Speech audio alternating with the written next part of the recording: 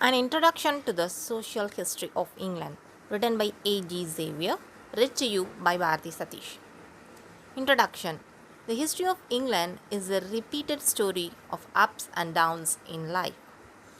Originally inhabited by the Aborigines called Pits, Britons was the target invasions by foreigners like Romans, the three Germanic tribes, the Scandinavians, and finally the Romans. From the time of the Norman conquest in 1066 down to the middle of the 14th century, England was under French domination. Then the tide turned, and from the day of Edward III, England started invading the land of its invaders.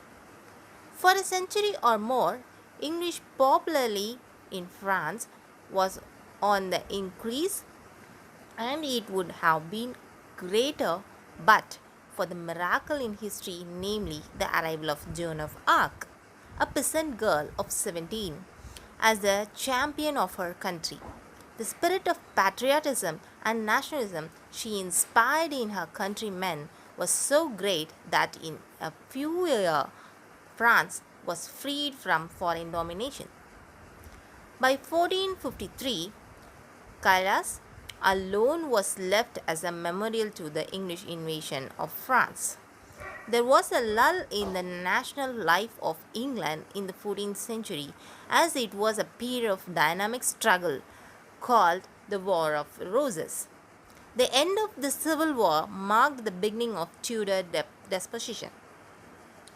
Breaking the cycles of medievalism, England emerged as a modern nation and reached the height of its glory in the time of Queen Elizabeth. The Steward Regime was a period of struggle between the king and parliament, but it was also a period of colonization. The colonial spirit continued throughout the Hanoverian period, with the result that by the end of the 19th century, the Union Jack Queen of England would boast that the sun would not set in her empire.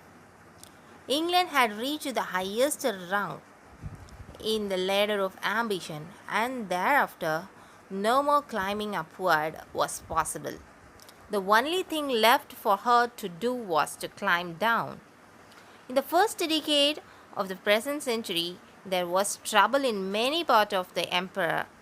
Thus, the foundation of the edifice of Britain Emperor was shaken, and the mighty superstructure began to crumble after the Second World War. Today, England cannot claim to be a world power, and yet there is no aspect of modern life which she has not influenced in some way or other. Surely, humanity has much to learn from the history of the great nation.